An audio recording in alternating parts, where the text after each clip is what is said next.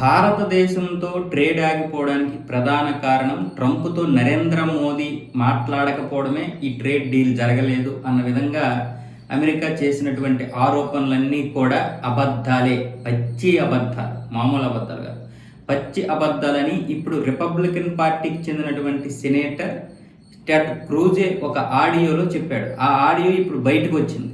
ఆ ఆడియో బయటికి రావడంతో ఇప్పుడు దీనికి ప్రధాన సూత్రధారులు ఎవరంటే జేడి వాన్స్, అలాగే నవారో, వీళ్ళతో పాటు ట్రంప్ కూడా, మరికొంతమంది అధికారులు కూడా భారతదేశంతో పాటు కొన్ని దేశాల్లో ఈ యొక్క ట్రేడ్ డీల్ జరగకుండా అడ్డుకట్ట వేశారు. ముఖ్యంగా దీనికి కాలయాపన చేసింది జేడి వాన్స్, అలాగే ట్రంప్.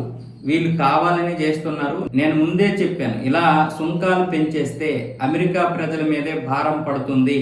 20% భారం పడితే ప్రజల యొక్క ఆదాయం, సేవింగ్స్ అంతా కూడా కరిగిపోతాయి. 2026 చివరి నాటికే కరిగిపోతాయి. ఇది చాలా పెద్ద దెబ్బ. భారత్ లాంటి దేశాన్ని దూరం చేసుకోవడం కూడా మనకు మంచిది కాదు అన్న విధంగా ఈ సెనేటర్ మిగతా సెనేటర్స్తో మాట్లాడితే 50% సుంకాలు విధించిన తర్వాత ఈ సెనేటర్లందరూ కూడా, అంటే టెడ్ క్రూజ్తో పాటు మరికొంతమంది ట్రంప్కి ఫోన్ చేసి మాట్లాడితే ట్రంప్ ఏమొచ్చేసి వాళ్ళందరినీ బూతులు తిట్టాడంట.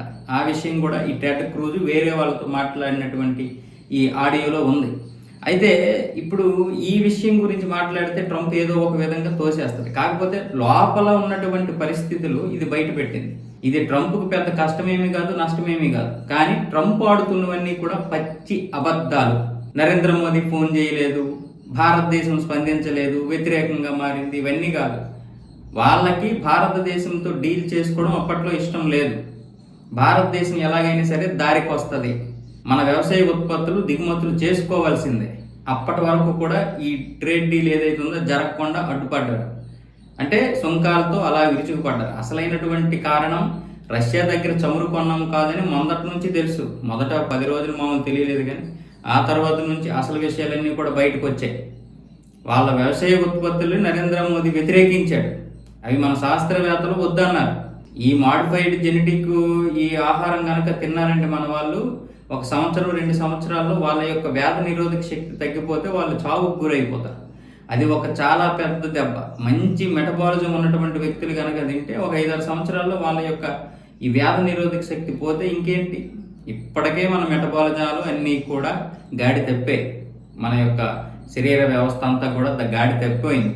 ఫుడ్ తినడం వల్ల కావచ్చు, మన ఆహార వ్యవహారాలు కావచ్చు, మన తీరులు కావచ్చు, మన చదువులు కావచ్చు, లేకపోతే మన పనులు కావచ్చు, ఈ పొల్యూషన్ కావచ్చు, ఇలా రకరకాలుగా మనం అన్నింటితో కూడా పోరాడాల్సి వస్తుంది. ఇలాంటి పరిస్థితుల్లో ఇప్పుడు అలాంటి ఫుడ్ తీసుకొస్తే ఇంకా ప్రమాదం అని మన శాస్త్రవేత్తలు చెప్పడం వల్ల వద్దన్నాను తప్ప కావాలని ఏం వద్దనలేదు. కానీ వాళ్ళు ఏం చెప్తున్నారు, ఇలాంటివి ఆ విషయం ఏమి ఉండదు, ఇది కనీసం ఒక 40-50 సంవత్సరాలు తింటే కానీ అలాంటిది రాదు.